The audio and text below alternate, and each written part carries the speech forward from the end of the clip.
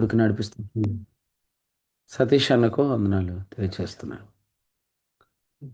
తెస్సలోనికైలకు రాసిన రెండవ పత్రిక రెండవ అధ్యాయంలో గత వారం మనం 13వ వచనాన్ని ధ్యానం చేశాం. 14వ వచనాన్ని 15వ వచనాన్ని కూడా కలిపి ఈ దినం చదువుకుందాం. ప్రభు వలన ప్రేమించబడిన సహోదరులారా, ఆత్మ మిమ్మల్ని పరిశుద్ధపరచుట వలనను మీరు సత్యమును నమ్ముట వలనను రక్షణ పొందుటకు దేవుడు ఆది నుండి మిమ్మను ఏర్పరచుకొనెను గనుక మేము మిమ్మను బట్టి ఎల్లప్పుడూ దేవుని కృతజ్ఞతాస్తుతులు చెల్లింబద్దులమే అన్నాము. మీరు ఎలాగున రక్షించబడి మన ప్రభు అయిన యేసుక్రీస్తు యొక్క మహిమను పొందవాలని ఆయన మా సువార్త వలన మిమ్మల్ని పిలిచాను. కాబట్టి సహోదరులారా, నిలకడగా ఉండి మా నోటి మాట వలనైనను మా పత్రిక వలనైనను మీకు బోధింపబడిన విధులను చేపట్టుడి. మన ప్రభు అయిన యేసుక్రీస్తును మనలను ప్రేమించి కృపచేత నిత్యమైన ఆదరణయో శుభ నిరీక్షణ అనుగ్రహించిన మన తండ్రి అయిన దేవుడును మీ హృదయములను ఆదరించి ప్రతి సత్కార్యమందును ప్రతి సద్వాక్యమందును మిమ్మను స్థిరపరచుగాక.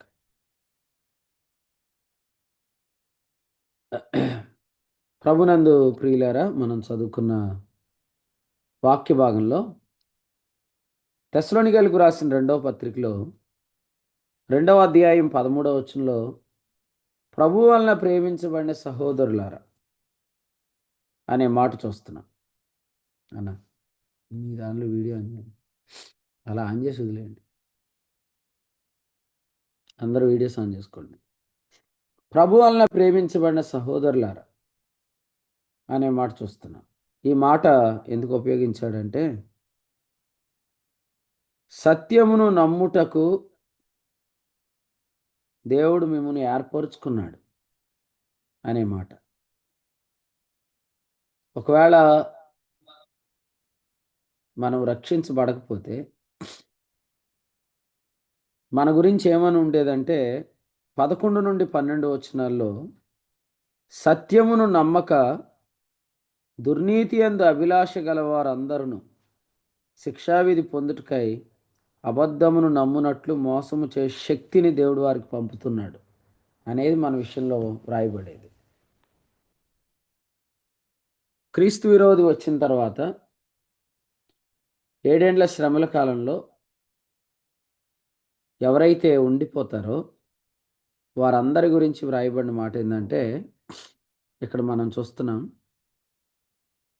వారు సువార్తను అంగీకరించలేదు. 6-8 వచనాలు మొదటి అధ్యాయంలో యేసు సువార్తకు లోబడని వారు, దేవుణ్ణి ఎరుగని వారు, వారందరూ కూడా ప్రతిదండన దినాల్లో ఉండిపోతారు. మరి మనం ఎందుకు తప్పించుకుంటామంటే 9-10 వచనాల్లో చెప్పాడు, ఏలయనగా మేము మీకు ఇచ్చిన సాక్ష్యం మీరు నమ్మితిరి.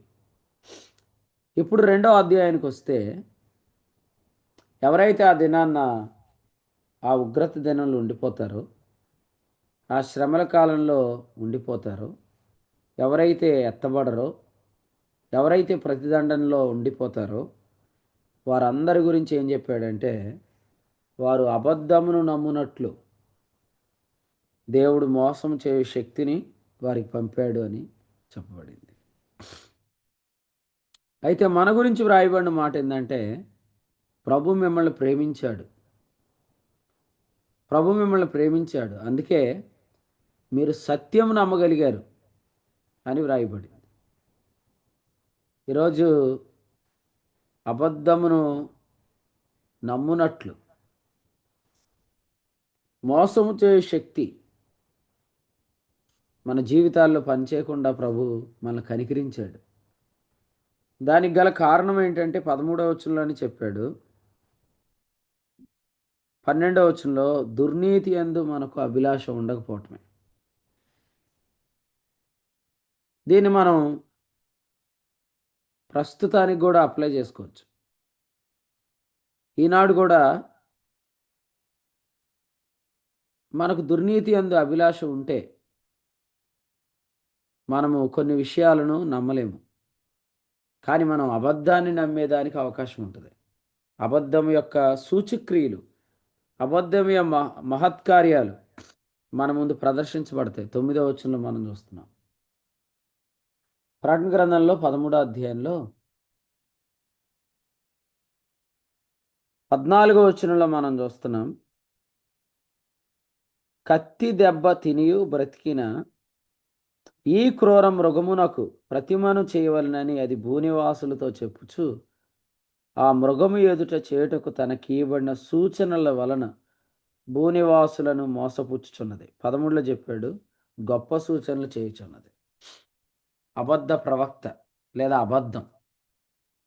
అబద్ధం గొప్ప సూచనలు చేస్తుంది అన్నమాట. కాబట్టి ఈ గొప్ప సూచనల వల్ల అబద్ధాన్ని నమ్మేదానికి అవకాశం ఉంది. ఈనాడు కూడా అబద్ధానికి సూచనలు ఉంటాయి, అబద్ధానికి కార్యాలు ఉంటాయి. అవన్నీ మన ముందు ప్రదర్శన జరగకూడదు. అవన్నీ ఎప్పుడు జరుగుతాయంటే అసలు అబద్ధాన్ని నమ్మటానికి మనం విడిచిపెట్టబడితే. మనం ఎత్తబడతాం కదండి, విడిచిపెట్టబడితే అంటారేంటి అనుకోవచ్చు. నేను చెప్పిన ప్రస్తుతం గురించి ధర్మ విరోధ సంబంధమైన మర్మం పనిచేస్తున్న దినాల గురించి చెప్తున్నాను. ఇప్పుడు ధర్మ విరోధి రాలేదు, ఇప్పుడు శ్రమల కాలం రాలేదు. ఇది రక్షణ దినం, ఇది మిక్కిలి అనుకూలమైన సమయం. అయితే ఈ సమయంలో ధర్మ విరోధ సంబంధమైన మర్మం పనిచేస్తుంది. అంటే ఏంటి? ఇప్పుడు కూడా భవిష్యత్తులో ఏది జరిగిద్దో అది ఇప్పుడు కూడా జరుగుతుంది. మనం కూడా కొన్ని అబద్ధాన్ని నమ్మి కొంతకాలం సహవాసానికి దూరం అయిపోతాం. అబద్ధాన్ని నమ్మి కొన్నిసార్లు ఆధ్యాత్మిక జీవితంలో మనం దెబ్బతింటాం. అబద్ధాన్ని నమ్మి మన జీవితంలో చాలా నష్టాలు ఎదుర్కొంటాం. అయితే ఎందుకు మనం అబద్ధాన్ని నమ్ముతామంటే అబద్ధాన్ని నమ్మునట్లు విడిచిపెట్టబడతాం. అబద్ధం యొక్క సూచనలు మనం చూడటానికి మనం విడిచిపెట్టబడతాం. కారణం మనకున్న దుర్నీతి యొక్క అభిలాష. దుర్నీతి అంటే ఏంటి? ఇది ఎలా వస్తుంది? రోమాపత్రిక 6వ అధ్యాయంలో దుర్నీతి అనేది ఎలా వస్తుంది అంటే చూడండి, వచ్చిన 12, 13 వచనాలు చదువు, లేదా 12 ఒకటి చదివినా చాలు. రోమాపత్రిక 6:12. కాబట్టి శరీర దురాశలకు లోబడునట్లుగా చావునకు లోనైన మీ శరీరమందు పాపమును ఏలనీయకుడి, మరియు మీ అవయములను దుర్నీతి సాధనములుగా పాపమునకు అప్పగింపకుడి. అయితే చాలండి, మృతుల నుండి సజీవ చాలమ్మా. 12లో శరీర దురాశలు అనే పదాన్ని మనం చూస్తున్నాం. శరీర దురాశలు అన్న తర్వాత 13వ వచనంలో చూస్తున్నాం, మీ అవయవములను దుర్నీతి సాధనాలుగా పాపమునకు అప్పగింపకుడి. శరీరంలో ఉన్న పాపం ఏలితే దాన్ని శరీర దురాశలు అంటారు. ఈ శరీర దురాశలే దుర్నీతికి సాధనాలు అయితే. ఈ దుర్నీతి ఏంటంటే అపవాది చేసే పాపం. అపవాది పాపం దుర్నీతి. ఈ అపవాది యొక్క పాపానికి మన శరీర దురాశలు ఆయుధాలు అవుతాయి. పుట్టినోట్లో మీకు ఆయుధములు అనే పదం రాయబడింది. అపవాది ఏం చేస్తున్నాడు? అపవాది ఏం చేస్తున్నాడు చెప్పండి? యోహాను రాసిన మొదటి పత్రిక, యోహాను రాసిన మొదటి పత్రిక 3వ అధ్యాయం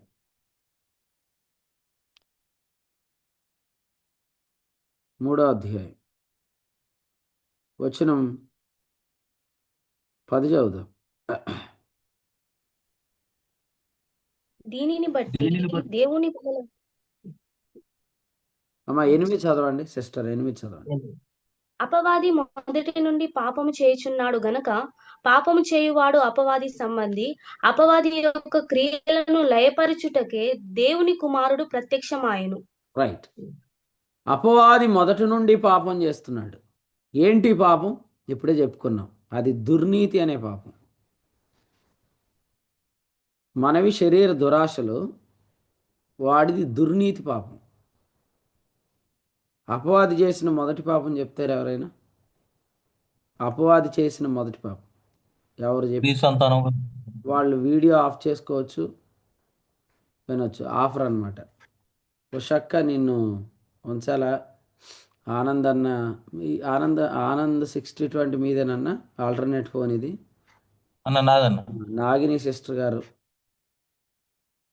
ఇంకా ఇంకెవరైతే వీడియో ఆన్ చేసుకోలేదు మీ అందరూ మరి, ఒకవేళ కానీ మీరు ఈ ఆన్సర్ చెప్తే మీకు అవకాశం ఇస్తాను, ఆఫర్ ఇస్తాను.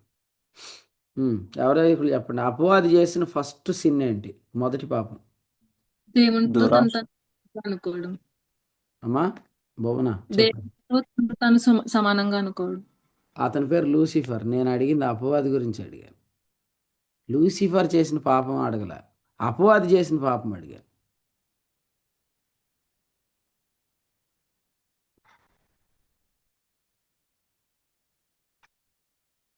చెప్పండి. అందరూ ఆగిపోయారు, సైలెంట్ అయిపోయారంటే మీరు అందరూ లూసిఫర్ పాపమే చెప్దాం అనుకున్నారంటే. మోసం మోసం మోసం మోసం మోసం. ఓకే. ఇంకా అపవాది చేసిన మొదటి పాపం. అబద్ధం. అబద్ధం అబద్ధం ఓకే, అబద్ధం. ఇంకా అసలు మనం ఇక్కడ చదివిన కంటెక్స్ట్లో దుర్నీతి అనే పాపంలో అపవాది చేసిన మొదటి పాపం. ధర్మశాస్త్రాన్ని ప్రేరేపించడం. అది ఎప్పుడో నిర్గమకాండంలో ఉంది కదన్నా. మొదట అంటే ఆది కాండంలోనే జరిగి ఉండాలి. 3వ అధ్యాయం 15వ వచనం. ఆది కాండం ఆది కాండం 3వ అధ్యాయంలో మొదటి 15వ వచనంలో స్త్రీ సంతానం రాకుండా చేయడానికి. చేయటానికి పాపం ఎక్కడ చేశాడు? మొదటి నుంచి పాపం కయ్యను. చేస్తున్నాడు. కయ్యను వాడుకున్నాడు. అది మొదటి పాపం. అపవాది మొదటి నుండి పాపం చేస్తున్నాడు అనే పాపం ఏంటంటే ఆదికాండం 3:15 నెరవేర్పును అడ్డుకోవాలని చేస్తున్న పాపం గురించి చెప్తున్నాడు ఇక్కడ. యేసుక్రీస్తు శరీరధారియే రాకూడదు. అందుకనే మీరు యోహాను పత్రిక 4:2లో, యోహాను 2వ పత్రిక 7వ వచనంలో ఈ మాటలు మనం చూస్తాం. యేసు ప్రభు శరీరధారిగా రాకూడదు. ఇది అపవాది పాపం. కానీ అపవాది పాపానికి ఆయుధం ఎవరిచ్చారు? కయ్యను ఇచ్చాడు. కయ్యనుదే పాపం? కయ్యను దురాశే. మరణకరమైన పాపం. ఆ కయ్యను మరణకరం కాని పాపమే, ఫస్ట్ దురాశే. కానీ ఆ దురాశ ఎప్పుడైతే ఈ దుర్నీతికి సాధనమైందో అప్పుడైతే మరణకరమైన పాపం అయింది. దుర్నీతి అనేది మరణకరమైన పాపం. అసలు మరణకరమైన పాపం మనం ఎప్పుడు చేస్తామంటే ఆ దుర్నీతికి మన దురాశలు ఆయుధాలైనప్పుడు. అందుకనే 17వ వచనం 5వ అధ్యాయం, సకల దుర్నీతియు పాపము, అయితే మరణకరము కాని పాపము కలదు. నేను మాట చెప్తానేనండి. అపవాది మొదటి నుండి పాపం చేస్తున్నాడు. అయితే ఇప్పుడు అపవాది పాపం చేస్తున్నాడా? ఎందుకంటే మొదటి నుండి చేసే పాపం ఏంటి? యేసు ప్రభు శరీరధారిగా రాకూడదు. అది వాడు మొదటి నుండి పాపం చేస్తున్నాడు. ఇప్పుడు అపవాది పాపం చేస్తున్నాడా? ఆ పాపం ఇంకా చేస్తున్నాడా? చేస్తున్నాడు అన్న. ఎలా చేస్తున్నాడు? రెండో రాకడిని అడ్డుకుంటాను. ఎలాగా? వివరంగా చెప్పాలి. మొదటి రాకడ అడ్డుకుంటాకి చేస్తున్నాడు అనేది మనకు క్లియర్గా కనపడింది. కయ్యను గురించి వివరంగా చెప్పాడుగా. కయ్యను హేబేలును చంపాడు. హేబేల్లో నుండి యేసుప్రభు రావాలి. హేబేలును చంపాడు. ఆదికాండం 6వ అధ్యాయంలో దేవదూతలను ప్రేరేపించి నరుల కుమార్తెలతో వివాహం జరిగించి నరులు లేకుండా చేయటం ద్వారా నరుడుగా యేసుప్రభు లోకానికి రాకూడదు అనుకున్నాడు. యోధా కుమారుడైన ఓనానును ఏరును ప్రేరేపించి యోధా సంతానంలోంచి క్రీస్తు రాకూడదు అనుకున్నాడు. ఇశ్రాయేలీలను నిర్మూలన చేసి ఎస్తేరు గ్రంథంలో యేసుప్రభు ఇశ్రాయేల్లోంచి రాకూడదు అనుకున్నాడు. ఆ తర్వాత హేరోదు కాలంలో యేసుప్రభుని చంపి యేసుప్రభు సిలువ దాకా వెళ్లకుండా అడ్డుకోవాలనుకున్నాడు. చివరికి గెత్సెమనే తోట దగ్గర కూడా పేతురును ఉపయోగించుకొని యేసుప్రభుని సిలువ మరణం దగ్గరికి వెళ్ళకూడదు అనుకున్నాడు. ఇంతవరకు క్లియర్. మరి అయిపోయింది. యేసుప్రభు వచ్చాడు, శరీరధారిగా వచ్చాడు, మరణించాడు, సిలువ మరణం అయిపోయినా కూడా ఆ పాపం ఇంకా అపవాది ఎలా చేస్తున్నాడు?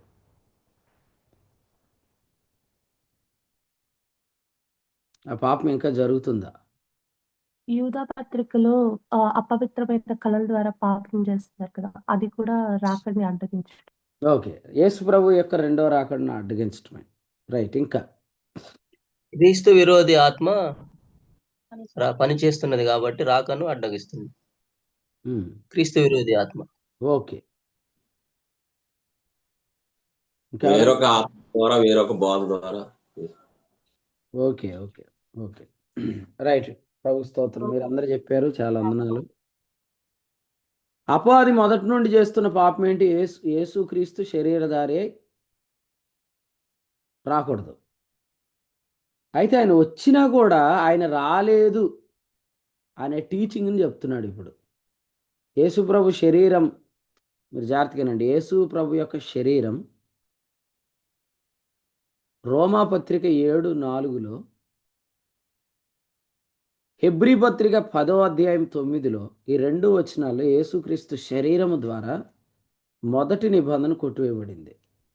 ఎప్పుడైతే యేసుప్రభు శరీరధారికి వచ్చాడో ఆయన శరీరము ద్వారా మొదటి నిబంధన కొట్టివేయబడింది.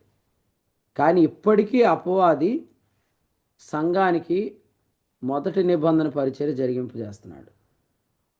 అంటే ఏంటంటే ధర్మశాస్త్ర మూలమగు నీతిని క్రీస్తు శరీరమందు కొట్టివేశాడు. కానీ ధర్మశాస్త్ర ఉపదేశం ఇప్పటికీ చెప్పబడుతుంది. ఎలా చెప్పబడుతుంది అంటే బ్రహ్మపరచు ఆత్మ ద్వారా విశ్వాసికి పాపి అనే భ్రమ కలిగించి తద్వారా విశ్వాసికి ధర్మశాస్త్ర మూలమగు నీతిని బోధిస్తున్నాడు. అంటే ఇప్పుడు యేసుప్రభు శరీరధారికి వచ్చాడని ఒప్పుకుంటున్నట్ట ఒప్పుకోనట్ట అంటే ఇప్పటికీ ఆ పాపం జరుగుతుంది. కాబట్టి ఇప్పటికీ దుర్నీతి అనే పాపం ఉంది, అపవాది చేస్తున్న పాపం ఉంది. అయితే ఈ బోధ ఎవరు బోధిస్తున్నారంటే ఇక్కడ చెప్తున్నాడు చూడండి, పేతురు రాసిన 2వ పత్రిక 3వ అధ్యాయం వచనం 17 చదువుదాం. వచనం 17. ప్రియులారా, మీరు ఈ సంగతులు ముందుగా తెలుసుకొని ఉన్నారు గనుక మీరు నీతి విరోధుల తప్పు బోధల వలన తొలగింపబడి మీకు కలిగిన స్థిర మనస్సును విడిచి పడిపోకుండా కాచుకొని ఆ, వినండి జాగ్రత్తగా. ఇప్పుడు ఇక్కడ చెప్పినట్టు ఎవరైతే నీతి విరోధులని ఇక్కడ చెప్పబడ్డారో వీళ్ళనే దొంగ అపోస్తులు, మోసగాండ్రకు పనివారు, వీళ్ళు నీతి పరిచారకుల వేషం ధరించుకున్నారు అని కొరింథీ 2వ పత్రిక 11లో చెప్పబడింది. కొరింథీలకు రాసిన 2వ పత్రిక 11వ అధ్యాయంలో ఇక్కడ నీతి విరోధులు అని ఎవరి గురించి అయితే చెప్పబడిందో కొరింథీలకు రాసిన 2వ పత్రిక 11వ అధ్యాయము 13 నుండి 15 వచనాల్లో నీతి పరిచారకుల వేషం ధరించుకున్నారు. అంటే they are also preaching the righteousness but they are preaching the justification by the law. వాళ్ళు ధర్మశాస్త్ర మూలమగు నీతిని చెప్తున్నారు. వీళ్ళే నీతి విరోధులు. వీరినే క్రీస్తు విరోధులు అని యోహాను రాసిన మొదటి పత్రిక 2:18లో చెప్పాడు. ఇది క్రీస్తు విరోధి ఆత్మ పని అన్నమాట. ఈ విధంగా నేడు అపవాది పనిచేస్తున్నాడు. అయితే ఈ నీతి విరోధులను ఎదుర్కోవటానికి, ఈ క్రీస్తు విరోధులను ఎదుర్కోవటానికి దేవుడు ఇప్పుడు అభిషేకాన్ని వాడుకుంటున్నాడు. అయితే మనం ఏం చేస్తామంటే శరీర దురాశల వల్ల మనం ఈ అభిషేకాన్ని ఎదిరిస్తామన్నమాట. ఆ విధంగా మన దురాశలు ఈనాడు దుర్నీతికి సాధనాలు అయితే మనం ఎరిగినట్లు కొరింథీ 2వ పత్రిక 11లో ఏమన్నాడు? 15వ వచనంలో 13వ వచనం చూడండి, లేకపోతే అట్టివారు క్రీస్తు యొక్క అపోస్తుల వేషం ధరించుకున్నారు. మేము అపోస్తులం, వారు అపోస్తుల వేషం ధరించుకున్నారు అంటున్నాడు. అంటే ఇప్పుడు 2 టీమ్స్కి మధ్య యుద్ధం జరుగుతుంది. ఒకటి క్రీస్తు అపోస్తులు, 2 దొంగ అపోస్తులు. ఒకటి నీతి పరిచారకులు, 2 నీతి పరిచారకుల వేషం ధరించుకున్నవారు. ఒకటి నిజమైన వెలుగు, 2 వెలుగుదూత వేషం. ఇప్పుడు మన సపోర్ట్ వీళ్ళిద్దరిలో ఎవరికి? ఒకవేళ మనం శరీర దురాశలు నెరవేర్చుకునేవారమైతే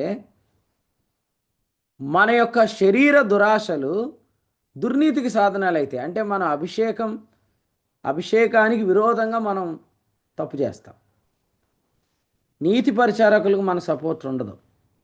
ఆ విధంగా ఇప్పుడు కూడా మనం అపవాది పాపానికి ఉపయోగపడతాం. ఆనాడు కయ్యను ఉపయోగపడ్డాడు, ఆ తర్వాత ఏరు ఉపయోగపడ్డాడు, ఓనాను ఉపయోగపడ్డాడు, యోధా ఉపయోగపడదాం అనుకున్నాడు, నోవాహు కుటుంబం తప్ప అందరూ ఉపయోగపడ్డారు, లోతు ఎక్కడైతే సొదొమలో ఉన్నాడో ఆ ప్రాంతం ఉపయోగపడింది. ఈ విధంగా మనం చూసుకున్నట్లయితే మనం చేస్తున్న పాపము అపవాది చేస్తున్న పాపానికి ఆయుధమవుతుంది. అందుకనే అసలు మనం ఫస్ట్ దుర్నీతి అంటే ఏంటో తెలుసుకోవాలి. ఈ దుర్నీతి అనేది అపవాది మొదటి నుండి చేస్తున్న పాపం. ఇదంతా కూడా యాంటీ టు గాడ్ కాదు, anti to son. Anti to the God కాదు, యాంటీ టు ద సన్. దేవునికి విరోధమైంది కాదు, ముఖ్యంగా కుమారునికి విరోధమైన పాపం జరుగుతుంది. అందుకనే క్రీస్తు విరోధి అనే పదం రాయబడింది. అపవాదికి టార్గెట్ అంతా కూడా సన్ మీదే ఉంది, కుమారుని మీదే ఉంది. ఎందుకంటే శరీరధారిగా రాంది ఎవరు? దేవుడు. తండ్రి. తండ్రి శరీరధారిగా రాలా. మొట్టమొదట అసలు శరీరధారిగా వచ్చింది యేసుక్రీస్తు. కాబట్టి అపవాది యొక్క నాశనం యేసుక్రీస్తు మరణం ద్వారా జరిగింది. మనం స్తుతియం మహిమ ఘనత నీకే పాట పాడతాం కదా, మరణము గెలిచి ఓడించితివి సాతాను బలం అంట. కానీ హెబ్రీ 2:14 ఏముంది? మరణము గెలిచి కాదు, మరణము ద్వారా అని ఉంది. యేసుక్రీస్తు మరణం ద్వారా అపవాది ఓడిపోయాడు. కాబట్టి తండ్రి మరణాన్ని రుచి చూడలేదు, తండ్రి శరీరధారిగా రాలేదు, కుమారుడు శరీరధారిగా వచ్చాడు. అందుకనే వాడి టార్గెట్ అంతా కుమారుడే. కుమారునికి విరోధే తండ్రికి విరోధి. తండ్రికి విరోధి అనే దానికి ఆలోచన అర్థమే లేదు అసలే. కుమారునికి వాడు విరోధి. అందుకనే ఇది క్రీస్తు విరోధి యొక్క ఆత్మ అన్నమాట. కాబట్టి క్రీస్తు విరోధి ఆత్మ అనేది ఆది నుండి ఉంది. దుర్నీతి అనేది ఆది నుండి ఉంది. అపవాది పాపం అనేది ఆది నుండి ఉంది. అందుకని మన శరీర దురాశలు నెరవేర్చుకోకూడదు. ఎందుకంటే అవి నెరవేర్చుకున్నప్పుడు ఈ దుర్నీతికి మన అవయవాలు ఆయుధాలు అయిపోతాయి. రోమపత్రిక 13వ అధ్యాయం ఆఖరి వచనం చదవండి. రోమపత్రిక 13వ అధ్యాయం ఆఖరి వచనం. మెట్టుకు ప్రభువైన యేసుక్రీస్తును ధరించుకుని వారై శరీరేచ్ఛను నెరవేర్చుకొనుటకు శరీర విషయమే ఆలోచన చేసుకొనకుడి. ఎస్, ఈ వచనంలో శరీర విషయంలో ఆలోచనే చేసుకోవద్దు అన్నాడు. అంటే శరీర దురాశలు నెరవేర్చుకొనుటకు శరీర విషయమే ఆలోచన చేసుకోవద్దు అన్నాడు. ఎందుకంటే శరీరం అనేది అపవాదికి ఆయుధమైద్ది. మన శరీరం అపవాదికి ఆయుధమైద్ది. పై వచనంలో ఏమన్నాడు? అక్కడే రోమపత్రికలో అల్లరితో కూడిన తేజో ఆటపాటలైన యుద్ధోపకరణాలు ధరించుకున్నాడు. 12లో యుద్ధోపకరణాలు అంటే ఏంటి? ఆయుధాలు. యుద్ధోపకరణాలు అంటే ఏంటి? ఆయుధాలు. మన అవయవాలే ఆయుధాలు మనకి. అందుకని మన అవయవాలు ఎప్పుడు నీతికి ఆయుధాలు అయితే, ఎప్పుడు దుర్నీతికి ఆయుధాలు అవుతాయి. నీతికి ఎప్పుడు ఆయుధాలు? నీతి అంటే ఏంటి? నీతి అంటే ఏంటి? ఇలా చెప్తాను. దేవుడు ఆది నుండి నీతిని జరిగిస్తున్నాడు, అది నీతి. దుర్నీతి అంటే ఏంటి? అపవాది మొదటి నుండి పాపం చేస్తున్నాడు. మీకు చెస్ తెలుసు కదా, చదరంగం, తెలుగులో చదరంగం. చెస్లో వైట్ కాయిన్స్ ఎవరివి? దేవునివి. బ్లాక్ కాయిన్స్ ఎవరివి? సాతాను. అలా అనుకోండి అంతే. ఈసారి బ్లాక్ వచ్చినప్పుడు వదిలేకండి, అటు కూడా ఆడండి, పర్లేదు. ఇప్పుడు దేవుడు హేబేల్ను ఫస్ట్ కాయిన్ తీసి ముందు పెట్టాడు, వాడు కయ్యను పెట్టాడు. సో వాడు కయ్యంతో హేబేల్ను చంపాడు. ఆ తర్వాత దేవుడు షేతు కాయిన్ తీశాడు. వాడేం చేశాడు? షేతు, ఏనోషు, కేనాను, మహల్లేలు, ఎరేదు, హనోకు, మెతుషాల, లెమేకు, నోవహు దాకా ఊరుకున్నాడు. వాడు దేవదూతలను తీశాడు. అప్పుడు దేవుడు నోవహుని తీశాడు. ఆ తర్వాత వాడు నోవహు కొడుకైన షేమును వాడుకున్నాడు. అప్పుడు దేవుడు హామును వాడుకున్నాడు. దేవుడు షేమును లేపాడు.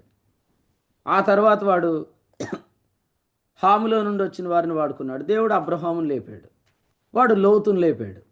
సో ఎలాగూ మొదటి నుంచి నీతిని దేవుడు జరిగిస్తున్నాడు, అటు నుంచి అపవాది మొదటి నుంచి దుర్నీతిని జరిగిస్తున్నాడు. సో ఇప్పుడు మనకేం చెప్తున్నాడంటే, మీ అవయవాలు నీతి కన్నా మీరు ఆయుధాలుగా ఇవ్వచ్చు, లేదంటే మీ అవయవాలు దుర్నీతికైనా ఆయుధాలుగా ఇవ్వచ్చు. అంటే మీరు బ్లాక్ సైడ్ సపోర్ట్ చేయొచ్చు, వైట్ సైడ్ సపోర్ట్ చేయొచ్చు. యోహాన్ రాసిన మొదటి పత్రికలు ఏమంటాడంటే 3వ అధ్యాయంలో,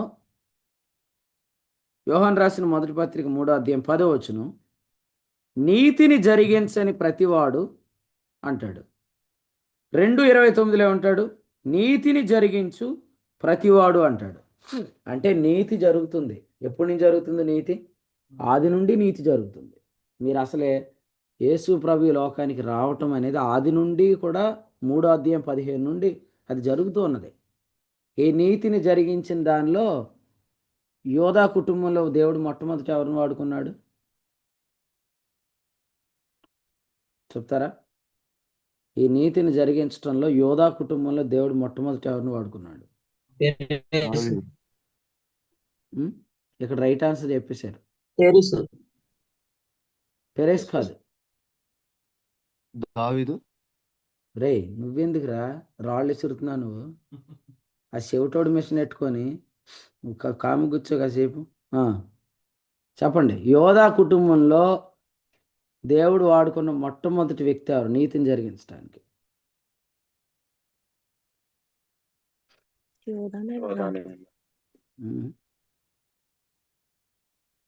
రే ఎవరో చెప్పారు. శామ్యుయల్ బెటర్ ఏంటి అప్పుడే పేరు మార్చుకున్న? సౌజన్యం నెట్టుకున్న నీ పేరు? చిచ్చి పేరు మార్చుకో బాబు. ఫస్ట్ నువ్వు పెట్టుకో, నీ పేరు పెట్టుకో. చెప్పండి అన్న. ప్రవీణ్ అన్న చెప్పు. సల్మాను అన్న.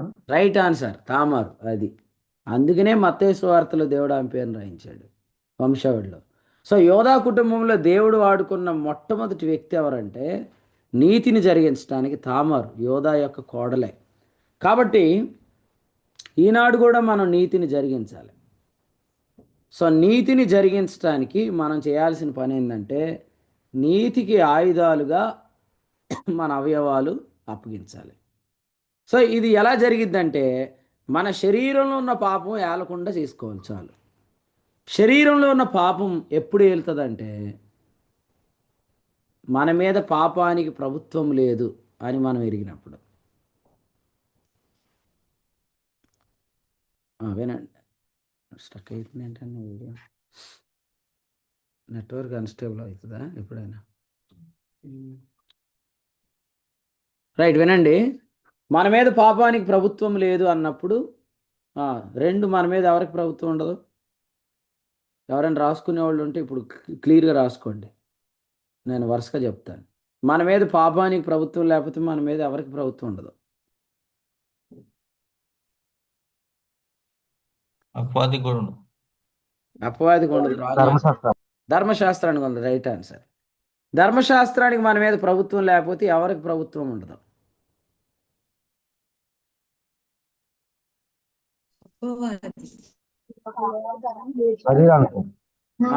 శరీరానికి. ఇంకా క్లియర్గా చెప్పాలి. అది ఇప్పుడు ఆల్రెడీ చెప్పుకుంటున్నా. దుర్నీతి. శరీరంలో ఉన్న పాపానికి, శరీరానికి అన్నారు కానీ శరీరంలో ఉన్న పాపానికి అని క్లియర్గా చెప్పాలి. సో ఈ 3 ఇంపార్టెంట్. ఇది రోమపత్రిక 6, ఇది రోమపత్రిక 7, ఇది రోమపత్రిక 8. పాపానికి ప్రభుత్వం లేదు రోమపత్రిక 6. ధర్మశాస్త్రానికి ప్రభుత్వం లేదు రోమపత్రిక 7. శరీరంలో ఉన్న పాపానికి ప్రభుత్వం లేదు రోమపత్రిక 8. అసలు శరీరంలో ఉన్న పాపానికి కానీ అధికారం లేకపోతే అసలు అపవాది అనేవాడికి మనం ఆయుధాలు ఇచ్చేదానికి అవకాశమే లేదు. ఇది 4. కాబట్టి అపవాది అనేవాడిని అస్తమాటు మీరు వాడేసుకోకండి, ఎందుకంటే వాడు 4లో ఉన్నాడు. వాడు 4లో ఎక్కాడు. మనం మొదటి దానిలో నిలిచి ఆలోచన చేయాలి. ఆదాము నుండి వచ్చిన పాపములో మనం లేము, పాపులం కాదు. దేర్ఫోర్ ధర్మశాస్త్రానికి లోనైన వారం కాదు. దేర్ఫోర్ శరీరంలో ఉన్న పాపం ఏలటానికి అవకాశం లేదు. దట్స్ వై అపవాది యొక్క దుర్నీతి పాపానికి మనం ఆయుధాలు అప్పగించడానికి అవకాశం లేదు. అందుకనే ఊరికే మంగళగిరి ఎందుకు రాలేదంటే సాతాను రానివ్వలేదని చెప్పకుండా కరెక్ట్ ఆప్షన్ చెప్పాలి. ఓకేనా? అది 4వ ఆప్షన్. అది 4ను వాడొద్దు. ఎందుకంటే వాడు కూడా ఫీల్ అవుతున్నాడు. ఏమనంటే అసలు ముందు మీ శరీరాన్ని మీరు నిరర్ధకం చేసుకోకుండా నా మీద పడి ఏడుతారేంటి అని ఆడు ఫీల్ అవుతున్నాడు. అందుకనే ఫస్ట్ మనం ఈ శరీరంలో ఉన్న పాపం ఏలకూడదు. అంటే మన మీద ధర్మశాస్త్రానికి ప్రభుత్వం లేదని ఎరగాలి. ఎందుకంటే మన మీద పాపానికి ప్రభుత్వం లేదు. ఇది మనకు క్లియర్గా అర్థమగును గాక. సో మొదటి నుండి జరుగుతున్న నీతి కదా, యేసు ప్రభు నీతి యావత్తు ఇలాగూ జరగనిద్దామన్నాడు. ఎవరితో? బాప్తిస్మం ఇచ్చి యోహానుతో. ఆ నీతి ఎప్పటి నుంచి జరుగుతుంది? ఆది నుండి జరుగుతుంది. సో ఆది నుండి జరుగుతున్న నీతిని యేసు ప్రభు తన దినాల్లో బాప్తిస్మం ఇచ్చి యోహానుతో మాట్లాడుతూ నీతి యావత్తు ఇది జరుగుతుంది, ఇలా జరగనిద్దాం. సో నీతి అనే ప్రాసెస్ జరుగుతుంది. కాబట్టి ఇప్పటికీ కూడా ఈ చెస్ గేము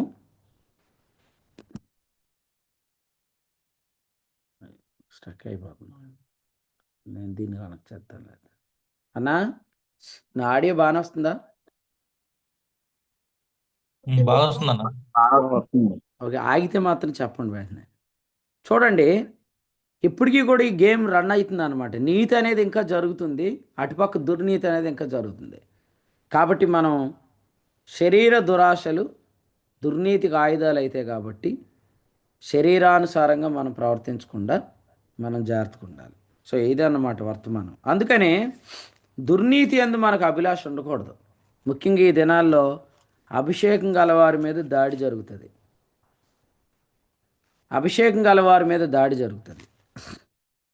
ఎందుకంటే యోహాను రాసిన మొదటి పత్రిక మీరు చూడండి. ఇప్పుడు అపవాది మొదటి నుండి పాపం చేస్తున్నాడు అనే మాట మనం చెప్పుకున్న సందర్భంలో 27వ వచనం చదువు. 2:27, 26 నుంచి చదువు. 26, 27. మిమ్మల్ని మోసపరిచే వారిని బట్టి ఈ సంగతులు మీకు రాసి ఉన్నాను. అయితే ఆయన వలన మీరు పొందిన అభిషేకం మీలో నిలిచి ఉన్నది గనుక ఎవడును మీకు బోధింపనక్కర్లేదు. ఆయన ఇచ్చిన అభిషేకము సత్యమే గాని అబద్ధము కాదు. అది అన్నిటిని గూర్చి మీకు బోధించుచున్న ప్రకారముగాను ఆయన మీకు బోధించిన ప్రకారముగాను ఆయనలో మీరు నిలిచిచున్నారు. నిలిచి ఉండుడి అని కూడా ఉంది. రైట్. వెంకటరావు అన్న, నిద్ర వస్తున్నట్టు అనిపిస్తే ఏం చేయాలనేది యేసుబాబుని అడగండి. వాడు కారు నడిపినప్పుడు నిద్ర వచ్చింది అనుకోండి, కారు పక్క కాపి 2 స్టెప్లు ఎత్తాడు డ్యాన్స్ బయట వేసి, అటు నుంచి ఇటు ఇటు నుంచి అటు 2 సార్లు పరిగెత్తి ఎక్కి మళ్ళీ నడుపుతాడు. మీరు కూడా అటు జస్ట్ అలాగా కెమెరా ముందు పక్కకి వెళ్ళి 4 స్టెప్లు వేయండి హల్లెలూయా స్తుతి మహిమ పాటకి, మళ్ళీ వచ్చి కూర్చోండి, పోద్ది నిద్ర. రైట్, వినండి అందరూ. ఇక్కడ మనం చదివిన దగ్గర మిమ్మును మోసపరచు వారిని బట్టి సంగతులు రాస్తున్నాను అన్నాడు. అభిషేకము అన్నింటినీ బోధించుచున్నది అని చెప్తున్నాడు. కాబట్టి ఈనాడు అభిషేకానికి విరోధంగా అపవాది పనిచేస్తున్నాడు. అసలు అభిషేకం గల వారిని టార్గెట్ చేసి వాడు పనిచేస్తున్నాడు. సో మనం ఏం చేయాలంటే ఈ అభిషేకం గల వారిని మనము కాపాడుతూ ఉండాలి, లేదా వారి కొరకు మనం ప్రార్థన చేస్తూ ఉండాలి. దీనికి హింట్ నిన్న దండగారిలో ప్రభు ఇచ్చిన వర్తమానం. బర్నబా పౌలును కాపాడాడు. పౌలును సహోదరులు కైసరియా వరకు తోడుకొని వచ్చి తార్సునకు పంపారు.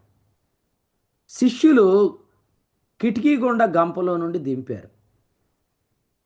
సో ఈ విధంగా పౌలును, అభిషేకం గల వ్యక్తిని, దేవుడు ఎవరినైతే సాధనంగా లేపాడో ఆ వ్యక్తిని కాపాడే మనస్తత్వం మనకు రావాలి.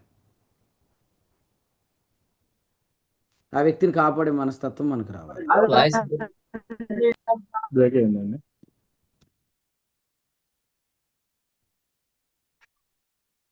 అన్న ఒక్క నిమిషం నెట్వర్క్ చేంజ్ చేస్తాను.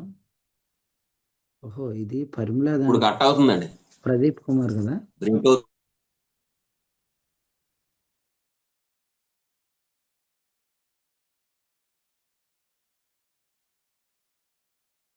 మీదిగా అన్న ఇప్పుడు చూడండి, ఆడియో ఓకేనా? ఇప్పుడు ఓకేనండి. రైట్, వినండి. పెట్టు.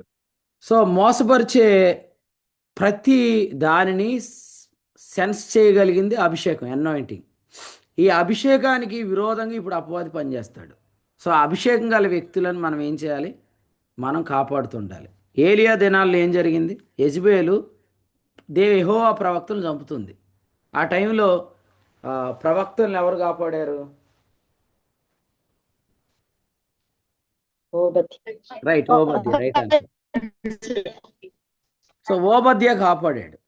అలాగైతే ప్రవక్తలను యెజబెలు చంపుతుంది. ప్రవక్తలను చంపకపోయినా కూడా ప్రవక్తలకు విరోధంగా ఎవరు మాట్లాడారు?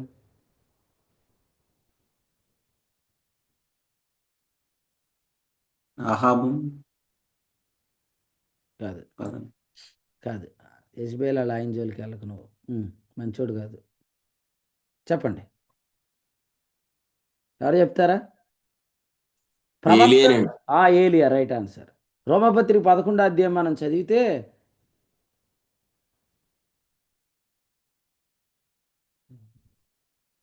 అది అందులో చూసి చెప్తానంటరా.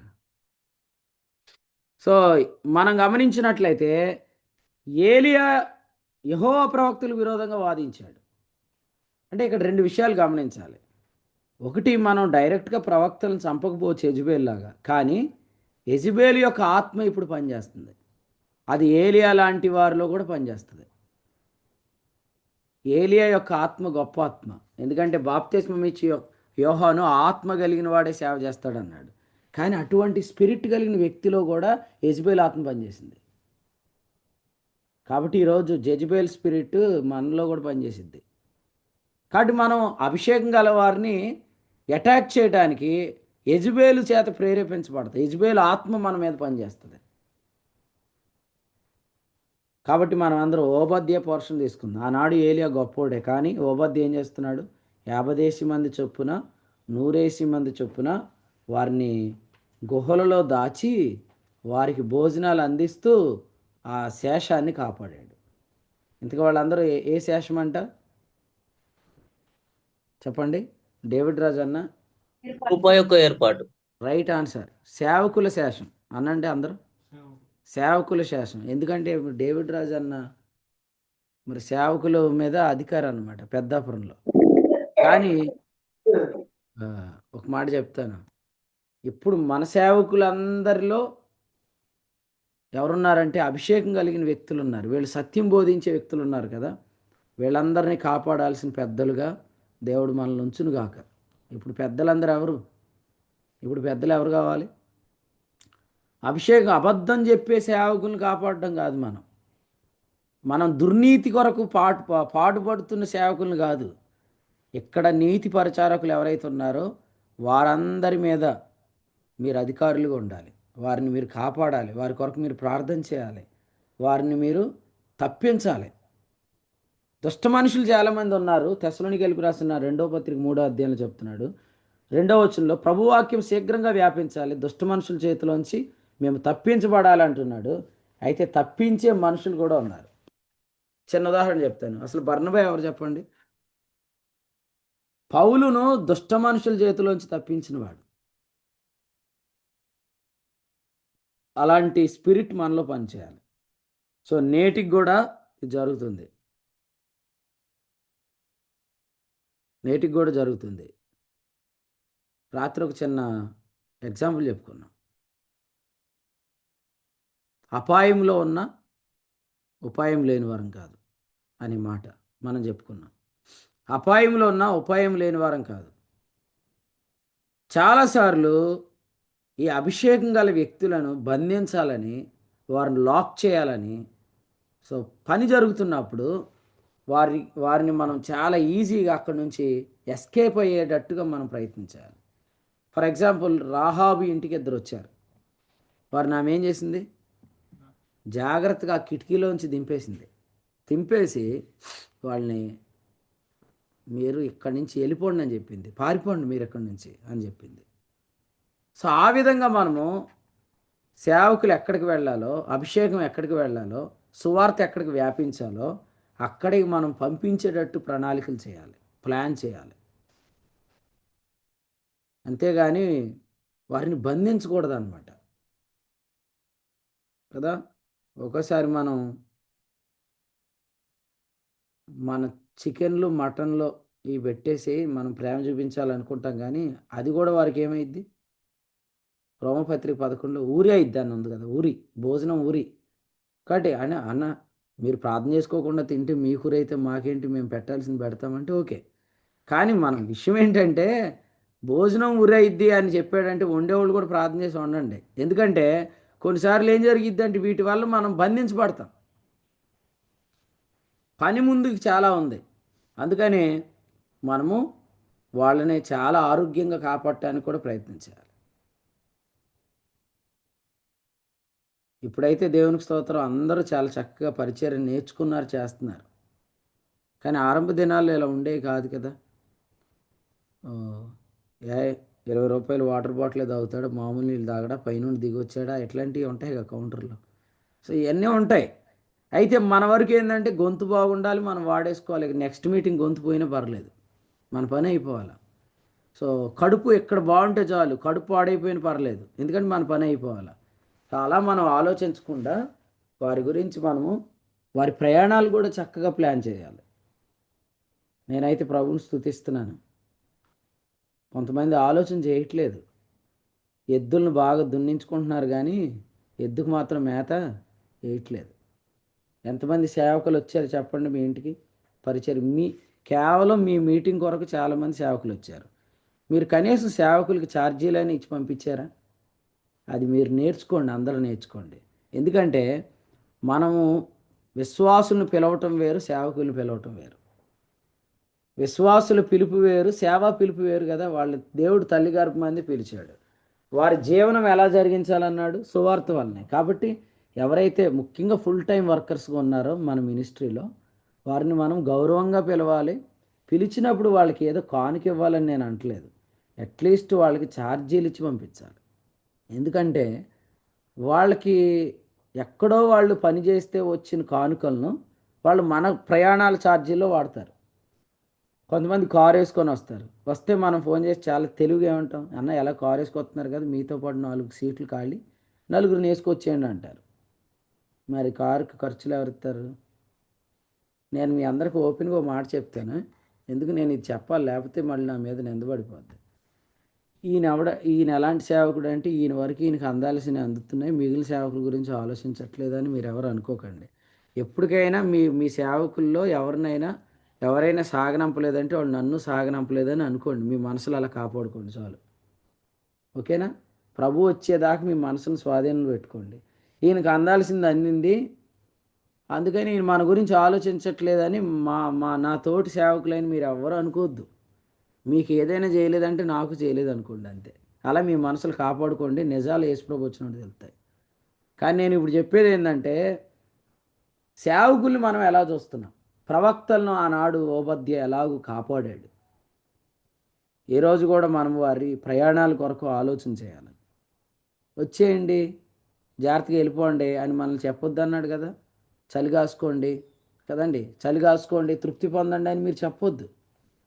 రెండోది, విశ్వాసులందరికీ ప్రేమతో చెప్తున్నాను, సేవకులకు చేసే వాటిని మీరు పొందొద్దు. ఓకే, ప్రేమతో చెప్తున్నాను, అందరికీ చెప్పట్లేదు, చెప్పాల్సిన వాళ్ళకి చెప్తున్నాను. సేవకులకి చేసేది మీరు పొందొద్దు. ఒకసారి సేవకులకి ప్రత్యేకంగా ఏదైనా పెట్టారనుకోండి, అక్కడ మీరు ఉండొద్దు. మీరు చెప్పండి, అన్న నేను సేవకుడు కాదని చెప్పండి, ఫస్ట్ నుంచి అది అలవాటు చేసుకోండి. అలాగే సేవకులకి చేసే వాటిలో దూరిపోకండి. ఎందుకంటే సేవా పిలుపుని మీరు గౌరవించండి, ఎందుకంటే మీ కడుపులో రేపు సేవకుడు పుట్టేదానికి అవకాశం ఉంది. కాబట్టి అబ్రహాము గర్భంలో ఎవరున్నారు? ఉన్నాడు, వెరీ గుడ్. అబ్రహాం ఎవరు కాదు? సేవకుడు కాదు. Right answer. అబ్రహాం సేవకుడు కాదు. Abraham is a believer. Abraham సేవకుడు కాదు, కానీ అబ్రహాము సేవకుడిని గనపరిచాడు, మెల్కీసెదకుని గనపరిచాడు. ఆ టైంలో అతని కడుపులో సేవకుడు ఉన్నాడు కదండి. ఇప్పుడు చెప్దాం, బోయాజు కడుపులో కూడా ఎవరున్నారు? ఓబేదు సేవకుడు ఉన్నాడు. కాబట్టి మీ గర్భంలో కూడా సేవకుడు ఉన్నాడు. మనవడు కావచ్చు, అతడు సేవకుడు కావచ్చు, కొడుకు కావచ్చు, రేపొద్దున అతని సేవకుడు కావచ్చు. ఇదంతా గుర్తుపెట్టుకొని మీరు బిలీవర్స్గా సేవకుల పోర్షన్ సేవకులు వదిలేయండి.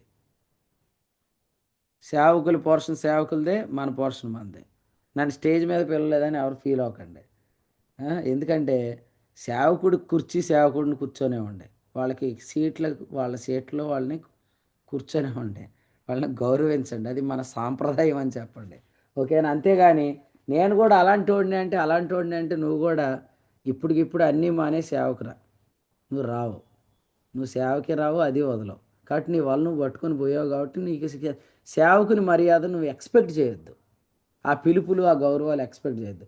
వాళ్ళ పిలుపులు వాళ్ళవే, వాళ్ళకి దేవుడు చేసే వాళ్ళదే. అందుచేత ఈ మాటలు మీకు ఎందుకు చెప్తున్నానంటే, మనం ఈరోజు చేయాల్సింది ఏంటంటే, పెద్దలు ఇక్కడ ఎవరైతే పెద్దలు ఉన్నారో, ప్రవీణ్ బ్రదర్ నన్ను ప్రశ్న అడిగాడు, మరి ఆయన గుర్తుందో లేదో, సేవకుడు కూడా పెద్దే కదా అని. రైట్, పేతురు సేవకుడే, పేతురు కూడా పెద్దే, సేవకులందరూ కూడా పెద్దలే. కాబట్టి పెద్దలు ఉన్నారు, సేవకులు కూడా పెద్దలే. మీరు అందరూ ఏం ఆలోచించాలంటే, మనం ఈరోజు యెహోవా ప్రవక్తలను కాపాడాలి అని ఓబద్యాలో వచ్చిన స్పిరిట్ మనలో కూడా రావాలి. అంతేగాని యెజబెలు యొక్క ఆత్మల్లో పని చేయకూడదు. ఎందుకంటే నీతి అనేది ఇప్పుడు జరుగుతుంది. ఆ నీతిని మనం అందరం ఏం చేద్దాం? 2వ అధ్యాయం 17వ వచనం, యోహాను పత్రిక, దేవుని చిత్తమును జరిగించువాడు నిరంతరము నిలుచు. నీతిని జరిగిద్దాం, అప్పుడు మనం నిరంతరం నిలుస్తాం. నిరంతరం నిలవటం అంటే ఏంటి? సోషల్ టెక్స్ట్ బుక్లో ఉన్నా ఉండకపోయినా ప్రభు యొక్క గ్రంథంలో మాత్రం మన పేరు రాయబడింది. సోషల్ టెక్స్ట్ బుక్స్లో ఎవరి పేరు లేదు చెప్పండి కదా. సంఘ సంస్కర్తల్లో ఎంతమంది పేర్లు ఉన్నాయి? మీ సోషల్ స్టడీస్ స్టూడెంట్ ఉన్నాడు, ఆయన చెప్తాడు. రాంబాబు అని ఉన్నాడన్న, కాలేబ్ ఉన్నాడా? రాజా రామ్మోహన్ రాయ్ ఉంది, కానీ విలియం కేరీ ఉండదు. ఉండదు. రాలేదా? కాలేబ్ రాలేదా? రాలేదైతే అన్నా. వెంకటరాన్న రాత్రి చెప్పాడు కదా, అసలు నేనే వీళ్ళందరిని తీసుకొచ్చాను అన్నాడు కదా, ఫోన్ చేసి, పాస్టర్ గారు నిన్ను అడిగారని చెప్పు. దౌర్భాగ్య దిక్కుమాలినోడు గుడ్డివాడు దిగంబర అన్నాడని కూడా చెప్పర్లేదు. రెఫరెన్స్ కూడా చెప్పు, ప్రకటన గ్రంథం 3వ అధ్యాయం. వినండి, మీకు అందరికీ చెప్తున్నాను. రాజారాం మోహన్ రాయ్ ఉన్నాడు, ఇంకెవరున్నారు సంఘ సంస్కర్తల్లో? బాల గంగాధర్ తిలక్ ఉన్నాడు కదా. ఇంకెవరున్నారు? ఇంకొక ఆయన ఎవరు ఉన్నాడు, నేను మర్చిపోయాను. రఘుపతి రత్నం నాయుడు ఎవరో ఉన్నారు. 4 ఆయన, 3 ఎవరిదో మర్చిపోయాను నేను. మొత్తం ఈ 4 ఉన్నారు. విలియం కేరీ లేడు. వీరేశలింగం. అది కానీ విలియం కేరీ లేడు. సో చాలామంది పేర్లు సోషల్ స్టడీస్లో లేవు, ఎందుకంటే దుర్నీతి అది అంతా. కానీ నేను చెప్తున్నాను వినండి, మీ పేర్లు ప్రభు గ్రంథంలో రాయబడతాయి. ప్రభు మిమ్మల్ని వ్రాస్తాడనమాట. సో అందుకనే మనం నిరంతరం నిలిచిపోవాలి, మన పేర్లు రాయబడాలి. ఓబద్యా పేరు రాయబడింది, అతడు ప్రవక్తలను కాపాడాడు. సో మనం కూడా అభిషేకం కలిగి వాడబడుతున్న వారిని చాలా కేర్గా చూసుకోవాలి, వారి కొరకు ప్రార్థన చేయాలి, వారి ప్రయాణాల విషయంలో ఆలోచన చేయాలి, వారి ఆహారం విషయంలో ఆలోచన చేయాలి. ఇవన్నీ మనం చేయడం ద్వారా తెలియకుండానే మన గర్భంలో ఉన్న వ్యక్తిని కూడా మనం అభిషేకిస్తున్నట్టే, లేదా ఆ వ్యక్తిని కూడా మనం దీవిస్తున్నట్టే. ఆనాడు అబ్రహాము మెల్కీసెదెకు ఇచ్చాడు. మెల్కీసెదెకు అబ్రహాం మీద తన చెయ్యి ఎత్తాడు. చెయ్యి ఎత్తినప్పుడు లేవి దీవించబడ్డాడు.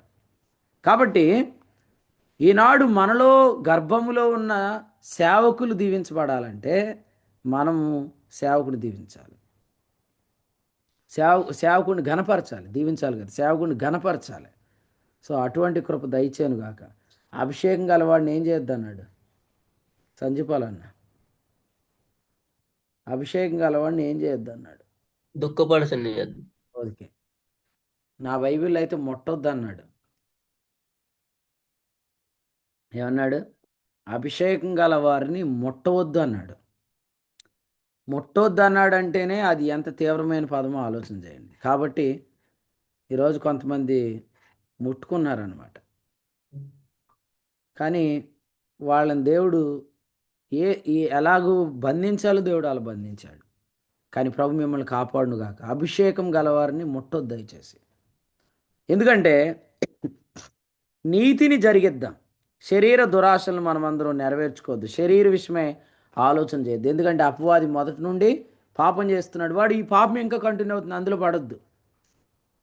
వాడి పాపంలో పడొద్దు, నీతిని జరిగిద్దాం, మన శరీర దురాశలు నెరవేర్చుకోకుండా కాపాడుకుందాం. దుర్నీతి అందు అభిలాష ఉంటే మీరు అబద్ధమును నమ్మునట్లు మోసం చేసే శక్తి మీలో పనిచేస్తుంది. మీరు కూడా అబద్ధం యొక్క సూచనలు చూసి, అబద్ధం యొక్క కార్యాలు చూసి మోసపోతారనమాట. ఇక ఆఖరిగా ఈరోజు వాక్యం కొరకు మనం చదువుకున్న తెస్సలోనికైలకు రాసిన 2వ పత్రికలో 2వ అధ్యాయం. రాజేష్ అన్న మీరు మంగళగిరి వస్తారేమో, వస్తే ప్రవీణాన్ని తీసుకొస్తారేమో అనుకున్నాను. ఒకవేళ వీలుంటే రండి, ప్రవీణాన్ని కూడా తీసుకురండి. చదవండి. తెస్సలోనికైలకు రాసిన 2వ పత్రిక 2వ అధ్యాయము 14 చదవండి. ఇప్పుడు 14. మీరు ఇలాగున రక్షింపబడి మన ప్రభువు అయిన యేసుక్రీస్తు యొక్క మహిమను పొందవలనని ఆయన మా సువార్త వలన మిమ్మును పిలిచెను. రైట్, ఈ వచనం చూడండి. We are justified, sanctified and glorified. ఇది ఆల్రెడీ పాస్ట్ టెన్స్ అన్నమాట. కానీ వాస్తవంగా యూనివర్సల్ డాక్ట్రిన్లో ఏముంటుందంటే జస్టిఫికేషన్ జరిగింది, శాంక్టిఫికేషన్ జరుగుతుంది, గ్లోరిఫికేషన్ జరుగుతుంది. దాన్ని యూనివర్సల్ డాక్ట్రిన్ అంటారని మీకు అందరికీ తెలుసు. మ్యాక్సిమం చాలామంది దాన్ని నమ్ముతారు. Justification, sanctification, glorification. నీతిమంతులుగా తీర్చబడ్డం, పరిశుద్ధపరచబడ్డం, మహింపరచబడ్డం, ఇది జరిగింది. సో శాంక్టిఫికేషన్ అనే ఫ్రూట్ ఇప్పుడు జరుగుతూ ఉన్నది. దేహ విమోచన అనే గ్లోరిఫికేషన్ భవిష్యత్తులో జరిగింది. కానీ ఇక్కడ చెప్పిన మహిమ అనేది ఆల్రెడీ జరిగింది. We are justified and we are also glorified. మనం నీతిమంతులముగా తీర్చబడి మహిమపరచబడ్డాం. రోమాపత్రిక 8:30. దీని అర్థం ఏంటి? దేవుడు ఎవరినైతే నీతిమంతులుగా తీర్చాడో వారిని క్రీస్తుతో కూడా లేపి పరలోకమందు కూర్చోబెట్టాడు. మీకు అందరికీ ఒక మాట చెప్తాను. మనము పరలోకములు ఎందుకు కూర్చోబెట్టబడ్డామంటే అబద్ధాన్ని వినకుండా ఉండటానికి, అబద్ధం యొక్క సూచనలు చూడకుండా ఉండటానికి దేవుడు మనలను అక్కడ దాచాడు.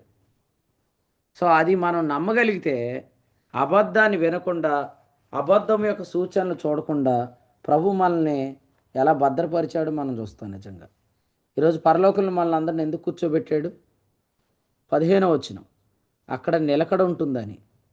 అక్కడ పౌలు యొక్క పత్రికలను మనము గైకొనగలమని అక్కడ కూర్చోబెట్టాడు.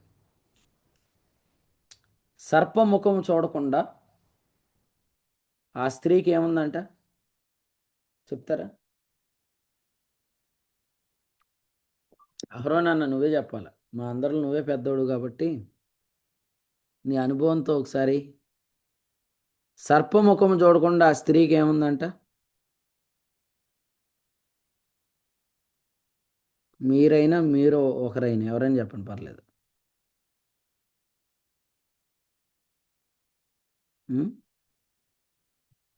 ప్రకటన గ్రంథం 12వ అధ్యాయం చదవండి. ఇప్పుడు వద్దు, తర్వాత చదవండి. సర్పము యొక్క అరణ్యములో ఒక స్థలం సిద్ధం చేశాడంట. 3.5 ఏండ్లు ఆ సర్ప ముఖమును చూడకుండా ఉండటానికి. ఈనాడు కూడా దేవుడు మనకు తన కుడిపార్శ్వన ఒక స్థలం సిద్ధపరిచాడు. అక్కడకు అబద్ధాలు వినపడవు, అబద్ధం యొక్క సూచనలు కనపడవు. ఆ స్థలాన్ని మనకి ఇచ్చాడు. నిజంగా మనం ఆ స్థలంలో ఉన్నాం. మీలో ఎంతమంది అయితే అక్కడ ఉన్నాము? జస్టిఫైడ్ అండ్ ఆల్సో గ్లోరిఫైడ్ అని నమ్మాలి. వీఆర్ ఆల్రెడీ గ్లోరిఫైడ్ అని నమ్మితే అబద్ధం యొక్క సూచనలు కనపడకుండా దేవుడు మిమ్మల్ని కాపాడుతాడు. కాబట్టి అబద్ధానికి ఉన్న సూచనలు, అబద్ధానికి ఉన్న మరి ఈ మహత్కార్యాలను చూడకుండా మన కొరకు యేసు ప్రభు తన రక్తంతో ఒక స్థలాన్ని సిద్ధపరిచాడు. అదే దేవుని కుడిపార్శ్వం. చాలామంది మనం జస్టిఫైడ్ అని నమ్ముతున్నారు, కానీ యేసు ప్రభు వచ్చా గ్లోరిఫైడ్ అనుకుంటున్నారు. Glorification is not a future event అన్నమాట. అది భవిష్యత్తులో జరగబోయే పనికి మాత్రమే కాదు. గ్లోరిఫైడ్ అనేది ఆల్రెడీ జరిగింది. ఇది మీరు నమ్మగలిగితే మనం అబద్ధాన్ని నమ్మకుండా కాపాడబడతాం. అక్కడ నిలకడగా ఉంటాం. అక్కడ పౌలు పత్రికలు చదువుకోవచ్చు కదండి. ఈరోజు శామ్యుయల్ పీటర్ని ఎవరైనా దేవుని పనికి పిలుస్తారా? ప్రదీప్ అని ఫోన్ చేసావు శామ్యుయల్ పీటర్ రమ్మని, చేయలేదు. మీరు ఎవరైనా పిలుస్తారా శామ్యుయల్ పీటర్ని దేవుని పనికి? ఒక్కలైనా చూడండి, నేను పిలుస్తానని అంటలేదంటే శామ్యుయల్ పీటర్ని మీరు ఎవరు ఏం చేయకూడదు అనుకున్నారు? 1 సంవత్సరం పాటు డిస్టర్బ్ చేయకూడదు అనుకుంటున్నారు. ఎందుకంటే ఉంది సంఖ్యాకాండంలో, లేవి కాండంలో ఉంది, ధర్మశాస్త్ర కాండంలో ఉంది. ఏమని? పెళ్ళైన వాళ్ళను సంవత్సరం పాటు మీరు యుద్ధానికి తీసుకెళ్ళొద్దు, ఎక్కడికి పిలవద్దు, అని డిస్టర్బ్ చేయొద్దు అన్నారు. ఏం శామ్యూల్ పీటర్ ఓకేనా? రాసుకోమంటావా మమ్మల్ని అందరినీ క్యాలెండర్లో? ఓ సంవత్సరం నీకు డేట్లు ఏమి లేవు. చెప్పయ్యా సౌజన్య, మైక్ ఆన్ చేసుకొని చెప్పు.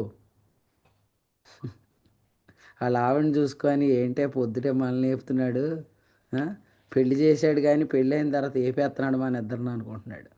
చెప్పు తమ్ముడు, ఓ సంవత్సరం పాటు నేను పిలవకూడదు అనుకుంటున్నాను, ఎక్కడికి, ఏమంటావు? ఆ?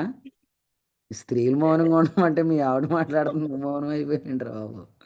చెప్పు పేతురన్య, ఏం చేద్దాం? పిలవమంటావా వదిలేయమంటావా నిన్ను ఓ సంవత్సరం? లేదన్నా సమయం అంతా వాటిలో అన్నా ఉంటాయి. నీ పని అయిపోయింది ఇంకా. పురుషుడు తన తండ్రిని తన తల్లిని విడిచి భార్యను హత్తుకొనును, వారిద్దరు ఏక శరీరం అవుదురు. నీ పని అయిపోయింది, నీ పని అయిపోయిందన్న. ఇప్పుడు ఈ పీటర్ గారిని అడుగుతున్నాను నేను, శామ్యుయల్ పీటర్ గారిని అడుగుతున్నాను. ఇప్పుడు ఏమన్నా అంటే నీవు నాకు ఇచ్చిన ఈ స్త్రీ అంటాడు, వదిలేద్దాం, ఎక్కడితో ఆపేసి తెగేదాకా సాగదీయద్దులే మ్యాటర్. సరే మీకైతే చెప్తున్నాను, వాళ్ళ అక్క కూడా చూస్తుంది అనమాట షారోను. తీర్పు మా తమ్ముడి సైడ్ వస్తుందా లేకపోతే ఎటు వస్తుందని. అన్న నేను జూమ్ మీటింగ్ అయ్యాక సామ్యుల్ కాల్ చేద్దామని అనుకున్నాను. నా మంగళగిరి వెళ్తున్నారా, మేము కూడా వస్తాం మీరు వెళ్తే అని అన్నా. ఇంకేం మంగళగిరి వస్తాడమ్మా? మంగళగిరి ఫోన్ చేయలేదంట అన్న, ఎందుకంటే అప్పుడు పెళ్ళి అయిన వాళ్ళు తొందర డిస్టర్బ్ చేయకూడదని సూత్రం పాటిస్తున్నాడు ఇక్కడ అన్న. ఫోన్ చేయలేదు వాళ్ళకి. సరే మంచిది. మీకు అందరూ ఒక గుడ్ న్యూస్ చెప్తాను. మనమందరం కూడా ఇప్పుడు పౌలు పత్రికలు చదివే ప్రైవేట్ ప్లేస్ని దేవుడు మనకిచ్చాడు. సో మనల్ని ఎవరు డిస్టర్బ్ చేయని ప్రైవేట్ ప్లేస్ మనకు ఉంది. శామ్యుయల్ పీటర్ని ఎవరు డిస్టర్బ్ చేయకండి. అలాగే మనల్ని కూడా ఎవరు డిస్టర్బ్ చేయని ప్రైవేట్ ప్లేస్ దేవుడు మనకి ఇచ్చాడు. ఆ ప్రైవేట్ ప్లేస్ ఏంటంటే దేవుని కుడిపార్శ్వం. If you believe that you are already glorified, ఆ స్థలంలో నువ్వు చక్కగా పౌలు పత్రికలు చదువుకోవచ్చు, నిన్ను ఎవరు ఇబ్బంది పెట్టరు. ఆ స్థానాన్ని ప్రభు మనకి ఇచ్చాడు. అబద్ధాన్ని నమ్మకుండా, అబద్ధం యొక్క సూచనలు చూడకుండా, ఈ మిగిలిన రెండేండ్లు అంటున్నానని మీరు ఖచ్చితంగా పట్టుకోండి. మీరు చక్కగా అక్కడ పౌలు పత్రికలు చదువుకోండి. ప్రభు ఆత్మ ఈ ఉదయకాలం మనల్ని అందరినీ కాపాడును గాక. ప్రభు ఈ తలంపులు మన అందరి వినికిడిలో దీవించును గాక. ఆమేన్. శ్రేష్టమైన సంగతుల్ని దేవుడు యొక్క ఉదయకాల సమయంలో తెస్సలోనిక 2వ పత్రిక 2వ అధ్యాయం నుంచి దేవునికి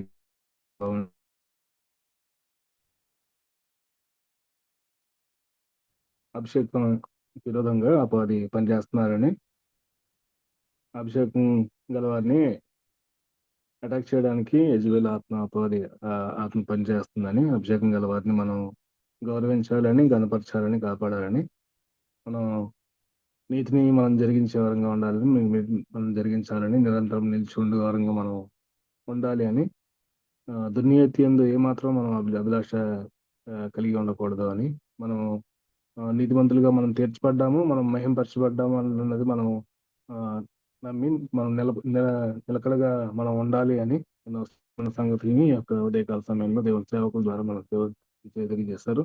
అందుని బట్టి దేవునికి మహిమ గంట ప్రభావించడం గాక. వాక్య సందేశాన్ని అందించిన దేవుని సేవకులు కుడి పక్షాన వందనాలు తెలియజేస్తానండి. దయచేసి గమనించండి, ఈ యొక్క ఉదయకాల సమయంలో 11 గంటలకి మంగళగిరి ప్రాంతంలో ప్రత్యేకమైన కోరిక ఉంటుంది కాబట్టి వీళ్ళు వెళ్ళిన ప్రతి ఒక్కరూ యొక్క గుడికి చేరవలసిందిగా ప్రేమతో మనం చేస్తాం. మంత్లీ మీటింగ్ ఉంటుంది కాబట్టి మంత్లీ మీటింగ్ చేయవలసిందిగా ప్రేమతో మనం చేస్తానండి. ఇక కూడిక అనంతరము లింక్ ప్రేయర్ ఉంటుంది కాబట్టి మీ సమయాల్లో లింక్ ప్రేయర్లో జాయిన్ అవ్వాల్సిందిగా ప్రేమతో మనం చేస్తాం.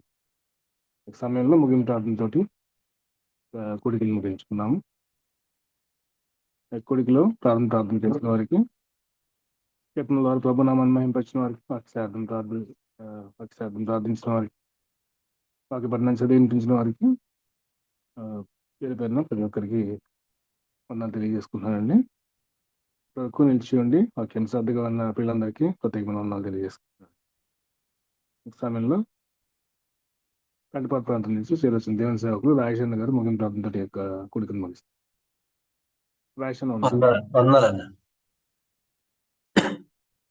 పరిశుద్ధుడు తండ్రి, ప్రేమించిన దేవా, కృతజ్ఞతలు చెల్లిస్తున్నా. ప్రతి ఉదయం మీరు మమ్మల్ని దర్శిస్తున్నందుకే కృతజ్ఞతలు. మీ దర్శనమును బట్టి జీవించడం మాకు నేర్పినారు ఆయన. మీరు మాకున్న ప్రత్యక్షతలను బట్టి, మీరు మాకు ఇస్తున్న సంగతులను బట్టి జీవించుట అనే ఈ జీవాన్ని చక్కగా కొనసాగింపు చేస్తున్నందుకే మీకు కృతజ్ఞతలు చెల్లిస్తున్నా నాయన. ఇదే మా జీవం, ఇందులోనే మమ్మల్ని ఉంచారు. మీకు స్తోత్రాలు చెల్లిస్తున్నా. మీ సేవకుడు బలపరిచి మీరు ఇచ్చిన సంగతులను బట్టి కృతజ్ఞతలు చెల్లిస్తున్నా.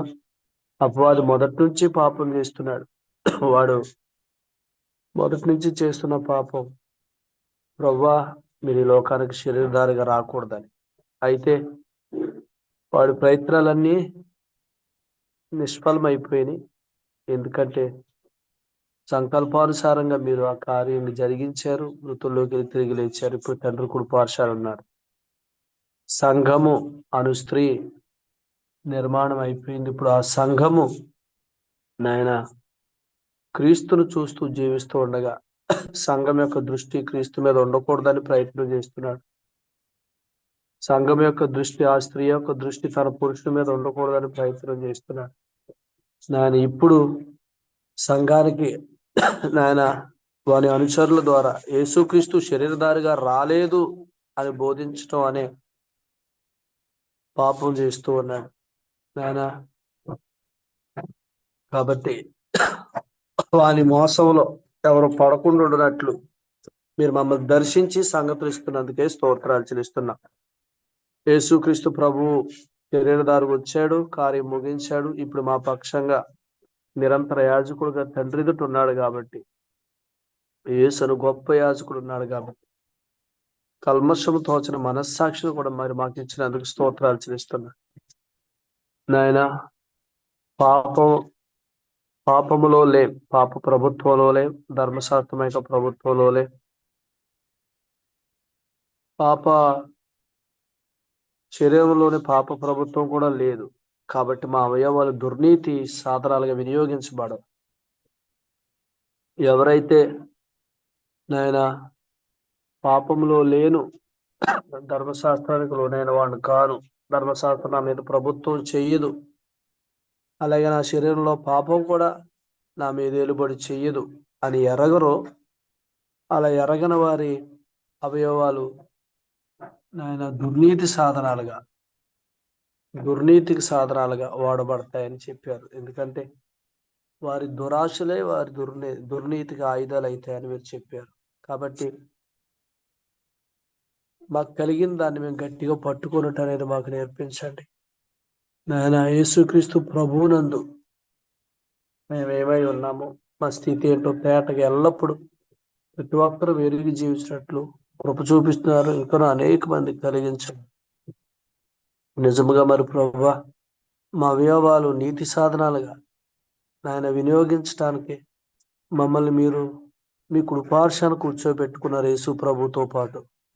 అక్కడ కూర్చోబెట్టింది ఎందుకంటే ఇక్కడ ఏవి వినకుండా ఉండటానికి, కేవలం అక్కడున్న మా ప్రభువును మాత్రమే, అక్కడున్న మా ప్రభువే మా సంగతులు, ఆయనే మా జీవం, ఆయనే మా సర్వం, కేవలం ఆయన్ని మాత్రమే వింటూ వీటన్నిటిని నెగ్లెక్ట్ చేయటానికి, ఆయన మాత్రమే వింటూ ఈ లోకములోనే లేము అనే ఆ పిలుపులోని అనుభవాన్ని అనుభవించడానికి మీరు మమ్మల్ని అక్కడ కూర్చోబెట్టారు నాయన. నిజంగా ఈ సంగతులను బట్టి మేము స్తుతిస్తున్నా. అక్కడ కూర్చోబెట్టింది కేవలం ప్రభువా మిమ్మల్ని తెలుసుకోవటానికి, మిమ్మల్ని ఎరగటానికి నాయన. ఈ ఏర్పాటులో నాయన మీరు మాకు ఇస్తున్న సంగతులను మేము తేటగా వింటూ సంతోషించటానికే, మా సంతోషం పరిపూర్ణం అవటానికే, పరిపూర్ణమైన సంతోషాలు ఎల్లప్పుడూ మిమ్మల్ని తెలుసుకుంటూ సాగిపోవటానికి మీ కృపను కుమ్మరించమని నాయన. అభిషక్తుని ముట్టకూడదు అనేది ప్రభా మీరు ఎంత చక్కగా చెప్పారో అందుకు మీకు స్తోత్రాలు. దావీదు కూడా యెహోవా అభిషేకించిన వాడిని నేను ఎలా ముట్టగలను, కీడు చేసిన సౌలు విషయంలో కూడా దావీదు అలా ఆలోచించగలిగాడు. కాబట్టి మేము అభిషేకాన్ని బట్టి మాకు సంగతులు ఇస్తున్న వారిని ఇంకెంత ఘనపరచాలి, వారిని ఇంకెంత భద్రపరచాలి, వారిని ఎలా సాగనంపాలి, వారి పరిచర్య కొరకు వారిని మేము ఎలాగా కాపాడుకోవాలి అనే సంగతులు కూడా మీరు మాకు ఇచ్చారు. అభిషేకం ముందుకు సాగిపోవటానికి, అభిషేకం యొక్క ప్రభావం ముందుకు వెళ్ళిపోవటానికి మేమందరం ఆటంకాలుగా కాక అభిషేకం కలిగిన వారిని గౌరవించి సన్మానించి రెట్టింపు ఘనతకు పాత్రలుగా ఎంచి ఆయన ఆ అభిషేకపు వేగానికి ఆటంకాలుగా కాక ఆ అభిషేకాన్ని ఎరుగుతూ వారిని నాయన గణపరచడం అందరికీ నేర్పించమని, మీరు అలా నేర్పించడానికి మీరు ఇచ్చిన సంగతులు బట్టి కూడా మీకు కృతజ్ఞతలు చెల్లిస్తున్నాం. నాయన మీకే వందనాలు, మీకే స్తోత్రాలు. మాత్రమే కాదు నాయన సేవకుడు అనేది విశ్వాసి అనేది రెండు వేరు. ఈ రెండు మీరు తేటగా చెప్పారు. నిజంగా ప్రభు, మరి అబ్రహాము గొప్ప విశ్వాసి, కానీ అబ్రహాం గర్భంలో సేవకుడు ఉన్నాడు. నాయన అబ్రహాము విశ్వాసి కాబట్టి ప్రభా, నాడు ఎండవేళ మీరు వస్తే నిలిచి ఆయన ఎంతో శ్రద్ధగా మీకు పరిచర్య చేశాడు. నేను సేవకుని చేర్చుకుని ఎంతో గొప్పగా పరిచర్య చేశాడు అబ్రహాం.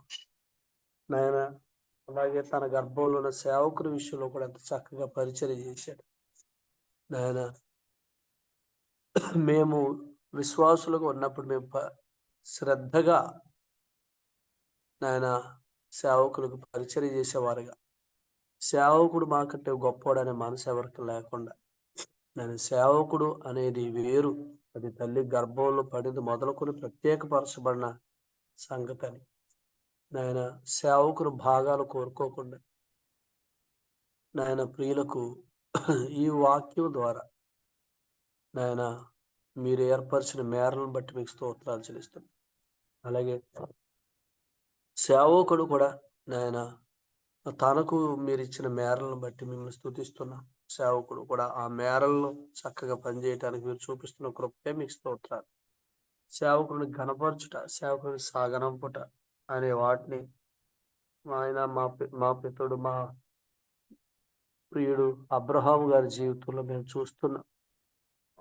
నాయన ఎంత శ్రద్ధగా వారిని చేర్చుకున్నాడు, వారికి పరిచయం చేశాడు, ఎంత శ్రద్ధగా వారిని సాగనంపాడు. ఇవన్నీ ఈ ఉదయకాలం మీరు మాకు తెలియజేసినందుకు మేము స్తుతిస్తున్నాం. ఇవి మా జీవంలో నాయన కలుగుతాయని నమ్మి మిమ్మల్ని స్తుతిస్తూ, ఎందుకంటే ఇవి మీరు మమ్మల్ని ప్రేమించి ఇచ్చారు, ఇవి మాకు కలుగుతాయి నాయన. ఇందులో అనేకమైనవి మేము నేర్చుకుంటున్నాం. మీ కృతజ్ఞత. ప్రతి ఒక్కరిని దీవించండి, సంగతుల ద్వారా ఆశీర్వదించారని నమ్ముతున్నా నాయన. బట్టి స్తోత్రాలు. వచ్చిన సేవకులందరిని బట్టి మేము స్తుతిస్తున్నాం. ప్రియులైన వారందరిని బట్టి స్తోత్రాలు. అందరినీ మీ కృప చేత బలపరిచి నడిపించినందుకే స్తుతిస్తూ యేసు ప్రభు పేట కృతజ్ఞతలు చెల్లించి ఈ ఉదయకాలం మరి మంగళగిరిలో జరగబోయే కూడికి కూడా యేసు ప్రభు నామంలో ఘనంగా జరుగుతుందని నమ్మి, అనేక మందిని మీరు దర్శించబోతున్నారని నమ్మి స్తుతించి స్తోత్రాలు చెల్లించి ప్రభు పేట ఈ మనవలన్నీ అడిగి పొందుకున్నాం తండ్రి. ఆమెన్. అందరికీ వందనాలండి. ఆమెన్. ముగింపు ప్రార్థన చేస్తున్నా రాజేష్ గారికి కుడి పక్షాన్ని వందాలండి. ఒక్కొక్కరు వందనాలు తెలియజేసుకుని కుడి నుంచి సెలవు తీసుకున్నాం. అందరికి వందనాలు. వందనాలండి. అందరికీ వందనాలండి. అందరికీ వందనాలండి. అందరికీ వందనాలు. అందరికీ వందనాలు. అందరికీ వందనాలండి. అందరికీ వందనాలు. అందరికీ వందనాలండి. అందరికీ వందనాలు.